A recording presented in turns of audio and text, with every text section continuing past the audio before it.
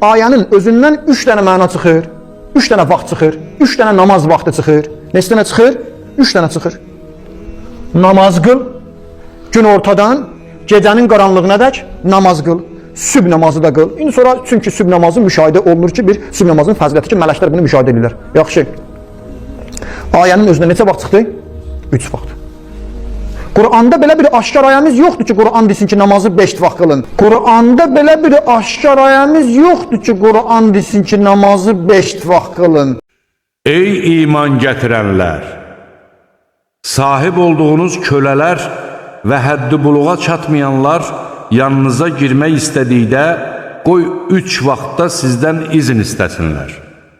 Sübh namazından əvvəl, günorta paltarınızı çıxartdığınız zaman və gecə namazından sonra. Bu, sizin çılpaq ola biləcəyiniz 3 vaxtdır.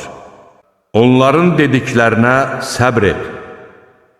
Günəş doğmamışdan və batmamışdan əvvəl Rəbbini həmd sənə ilə təriflə, gecənin bəzi saatlarında və gündüzün 2 başında ona təriflər de ki, bəlkə razı qalasan. Odur ki, siz axşama çatanda və səhərə çıxanda Allahın şərəfinə çoxlu tərif söyləyin.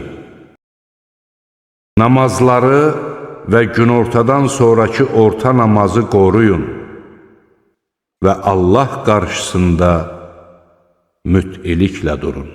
Gündüzün 2 başında, əvvəlində və axırında və gecənin bəzi saatlarında namaz qıl. Həqiqətən yaxşı işlər pis əməlləri silib aparır.